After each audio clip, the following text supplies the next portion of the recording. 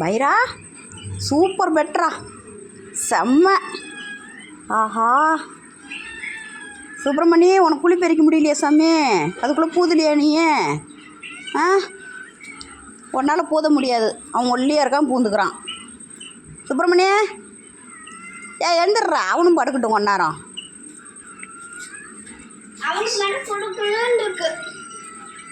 எப்படி படுத்து எப்படி பாரு பெருச்சு வச்சிருக்கானுங்க. செம்ம ஐடியா.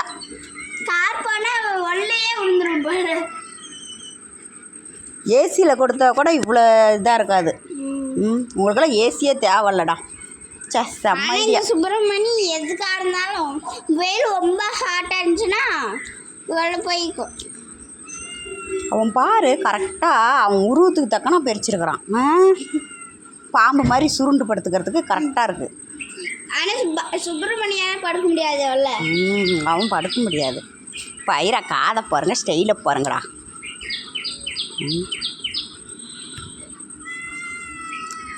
பபுள் வேறு ஆமாம் ஆமான்னு எதுக்கு எடுத்தாலும் சொல்லிட்டு இருக்கான். பைரா சூப்பரா, இன்னும் கொஞ்சம் பறிச்சுக்கடா.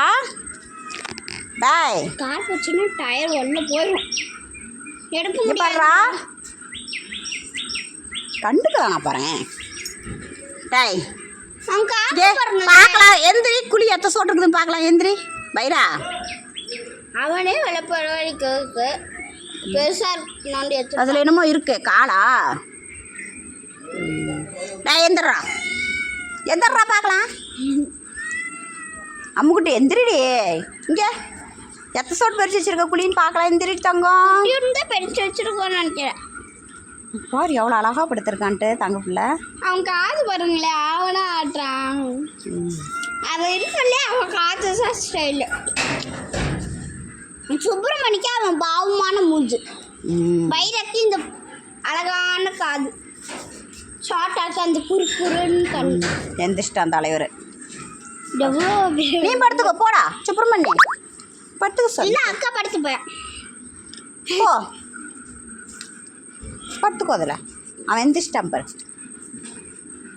உனக்கரையே நோண்டி வச்சிருக்கான். வா படுத்துக்கோ, நீ படுத்துக்க சாமி. நீ இதில் படுத்துக்கோ. இதில் படுத்துக்கூடா, இதில் படுத்துக்கடா.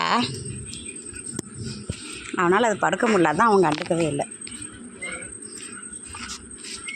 பண்ணு